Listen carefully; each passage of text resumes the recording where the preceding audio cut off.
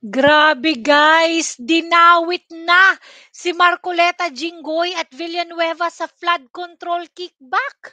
Grabe, tingnan mo talaga 'tong House of Representatives.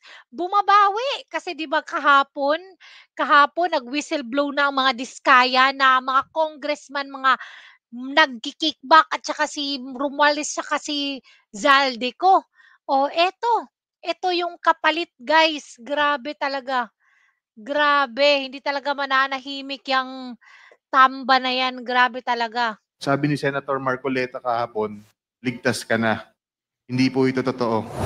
Si Senator Jinggoy po ay nagbaba ng 355 million ngayong May 2025. script, oh. Noong 2023 naman, naglabas ng 600 million si Grabe. Senator Joel May Villanueva script. at ang SOP nito ay 30% din. Grabe talaga guys. Yan So yung within the day, we will speak with our Senate counterparts. yan yung anong ibig sabihin, yung tawag diyan? Yung parang ano talaga, mark talaga ng mga nagsisinungaling, may binabasa. Kasi 'pag hindi ka nagsisinungaling, galing mismo 'yan sa puso at sa isip mo. Hindi mo kailangan ng index card, hindi mo kailangan ng papel na babasahin. Oh, 'di ba? Diyan pa lang talaga nagsisinungaling na 'to. To make sure that you will remain with the House for as long as needed. Thank you, Your Honor. Grabe talaga 'to si Romualdez. Congressman Adyong is recognized, please. Thank you. Thank you, Mr. Chair. Mr. Chair, I'd just like to take off from the line of questioning of Congressman Garbin.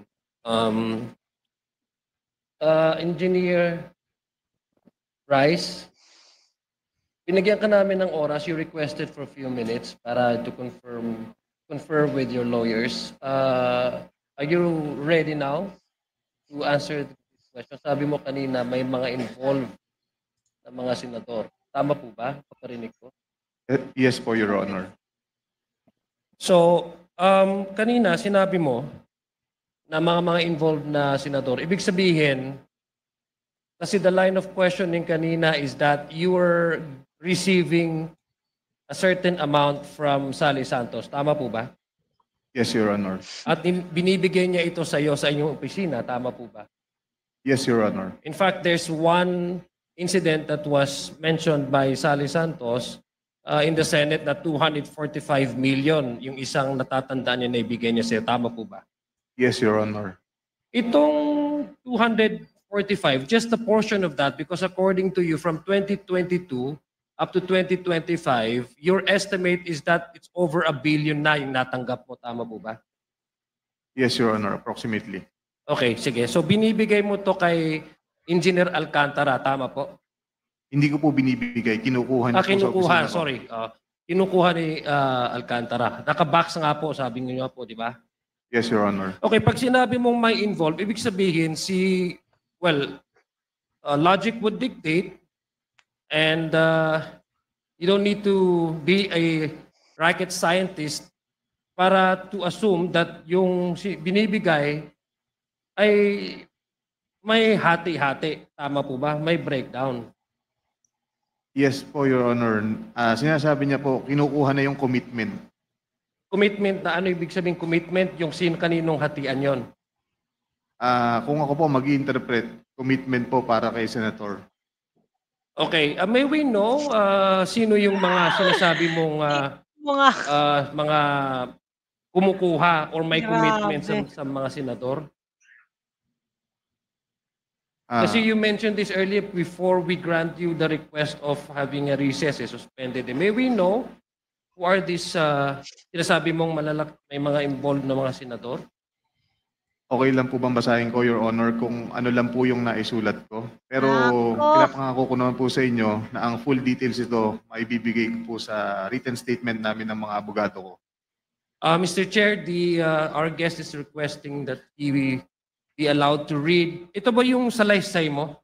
Pinirmahan mo? Tama po ba? Ito ba yung tinatanong sa iyo kanina ni Congressman Garbin? Yes po, sinulat po at pinirmahan ko rin po. Okay. Mr. Chair, may we request that he be allowed to read his salaysay, his statement? Engineer Hernandez, please proceed. Grabe, guys. Nako.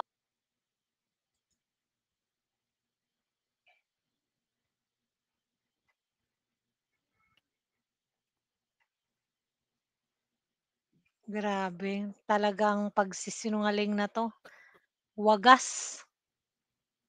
Grabe. Good morning, Your Honor, Mr. Chair. Ako po si Bryce Erickson Hernandez, dating Assistant District Engineer ng Bulacan 1st District Engineering Office. Ako po ay na-contempt kahapon sa Senate Blue Ribbon Committee. Habang ako po ay nakadetain, kapag-isip po ako at nagdesisyon na maglabas ng ilang nalalaman ko sa flood control project. Base po sa aking natatandaan sa ngayon. Tama po si Senator Lacson na ang mga engineers ng DPWH ay tila naging legman o bagman na lang. Kung tatanungin niyo po ako kung sino o kanino kami naging bagman, sasagutin ko na po ngayon. Naku, grabe ka, walang hiya 'tong lalaking 'to. Sabi ni Senator Marcoleta kahapon, ligtas ka na. Hindi po ito totoo. Ginagawa ng storya si Jinggoy, oh. Si Senator Joke nga lang Jinggoy yun, Ejercito Estrada, Senator Joel Villanueva, Yusek Robert Bernardo, at D. Alcantara. Si Senator Jinggoy po ay nagbaba ng 355 million ngayong 2025 sa mga ilang projects sa Bulacan.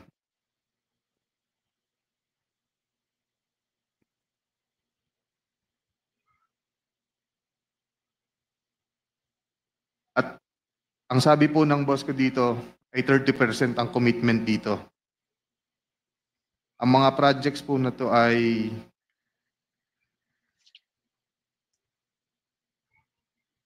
construction of flood mitigating structure with pumping station and floodgate phase 3 sa Hagonoy, Bulacan.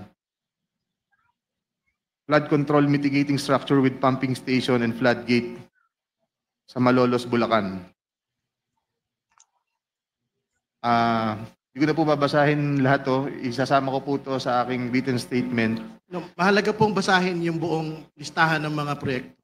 These are the line items that everyone has been talking about. So I think the nation deserves to know which particular line items that are in the GAA that are being implemented for this particular personality. Itong mga Mr. Chair, congressman may I na also to. request that he be directed to read the entirety of his salaysay Yes, and yes. not to select portion of his salaysay. Para Yes, po he will. klaro. I think he will be required to read the entire, but we need the specific line item in the General Appropriations Act to be able to tie these particular projects to political personalities, not just DPWH engineers, Nako. not just contractors. Please proceed. Mr. Chair, may I also ask that the amounts also be read? I Yes, think if it's it, important that the public will also know the yes, amounts. if it is available, Engineer Hernandez, please mention the amount as well. Mr. Chair, Grabe talaga. saglit na interjection lang. After the statement of Sir Bryce, may we have the copy of his statement para po makapagtanong din yung mga members based on his ongoing statement. If that is practicable, Deputy Speaker, we will ask him to do it, but it is a written, handwritten statement. So I think we have to listen to his entire salaysay first. Please proceed with the line items, please.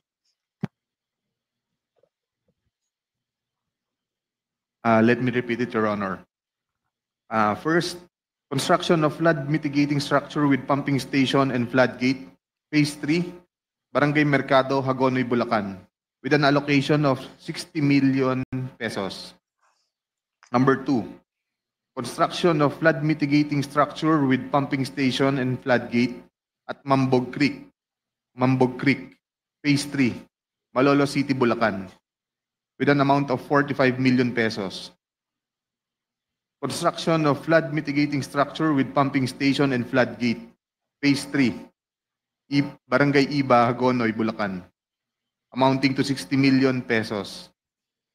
Construction of flood mitigating structure with pumping station at Calero Creek. Phase 3. Malolos City, Bulacan. With an amount of 50 million pesos. Construction of flood control structure including pumping station and floodgate. Phase 3. Barangay Mayto, Kalumpit, Bulacan, with an amount of 60 million pesos. Grabe. Construction Lakas of mga flood ano nito. mitigation Ang structure dami. with pumping station and floodgate at Barangay Santo Rosario Creek, Phase 3, Malolos City, Bulacan, with an amount of 40 million pesos.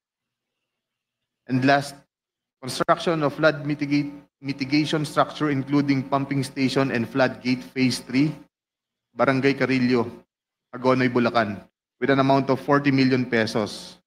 And all of that with a total of 355 million pesos, Your Honor. This is supposedly the allocation of which political personality?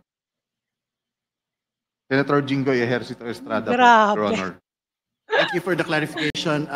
You can proceed with reading the handwritten statement. Okay, may I continue? Nakakatawa. Let him finish the handwritten statement. Tapos lang po yung handwritten statement ng pagbasa. Nagbaba po si Senator Jinggoy at ang kanyang SOP dito ay 30%.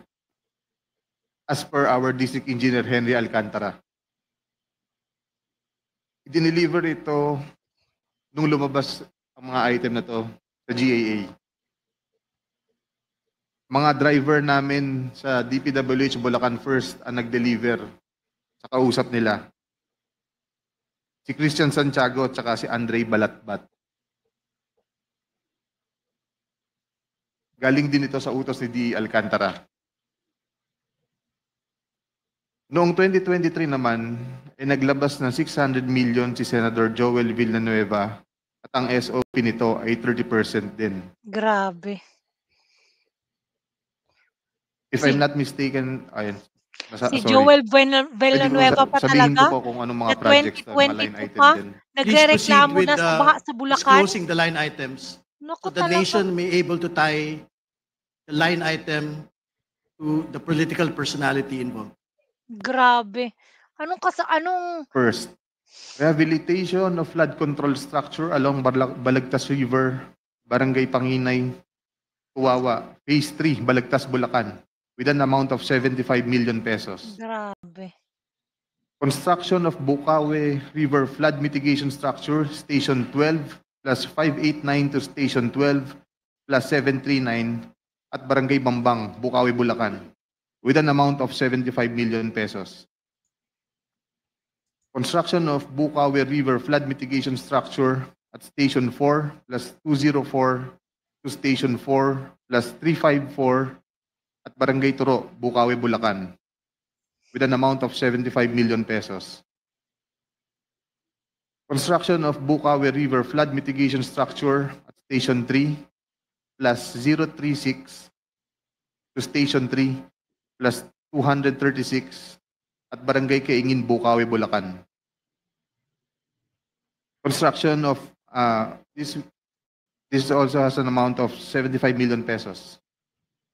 Number 5, construction of Bukawe River Flood Mitigation Structure at Station 5 plus 466 to Station 5 plus 667 at Barangay Bunlo, Bukawe, Bulacan, with also an amount of 75 million pesos. Construction of Balagtas River Flood Mitigation Structure at Station 3 plus 533 to Station 3 plus 683 at Barangay Santol, Balagtas, Bulacan, with an amount of 75 million pesos also. Construction of Balagtas River Flood Mitigation Structure at Station 7 plus 654 to Station 7 plus 804 at Barangay Dalig, Balagtas, Bulacan, also with an amount of 75 million pesos. And last is the construction of Balagtas River Flood Mitigation Structure at Station 14 plus 124 to Station 14 to 200 plus 274 at Barangay San Juan, Balagtas, Bulacan. Also with an amount of 75 million pesos. And all in all with a total of 600 million pesos. Can you state again for the record the total amount and that this is the projects for which particular political personality? 600 million pesos last 2023 from Senator Joel Villanueva. Thank you. Please proceed with your handwritten statement. At ang SOP nito ay 30% din. Binigay din ito nung lumabas sa GAA at i-deliver sa bahay niya sa Bukawi ni D. Alcantara at dating hepe ng aming construction si Engineer JP Mendoza. Si D. Alcantara namin ang masasabing chief implementor. Siya po ang kumakausap sa lahat ng politiko na involved dito. At least 3% po siya sa lahat ng projects na dumadaan sa opisina namin. At pinapasabi pa nga sa amin sa mga kontraktor na kung gusto niyong magkaroon ng maraming projects sa susunod, ay magbigay kayo ng additional na 2% sa kanya. Parang finder's fee daw. Si D.E. Henry Alcantara po ang usually nagde-deliver sa mga politiko at kay Yusek Robert Bernardo po. Pasensya na po. Ito pa lang po ang aking mga masasabi sa ngayon. Mabigyan lang po ako ng sapat na oras pagkakataon na makausap ang aking mga abogado. Handa na po ako maglabas ng lahat ng nalalaman ko pa. Nako, ewan ko sa'yo. Ewan ko na lang talaga dito, guys. Nako, ano na kayang mga... Nako, naniniwala ba kayo dyan? Ewan ko na lang. Kasi nagalit siguro yan kay Jinggoy kasi imagine mo yun, 'di ba galit si Jinggoy sa kanya kahapon, 'di ba? Kasi nagsisinungaling siya, eh, sinight in contempt siya, eh. Ewan ko na lang.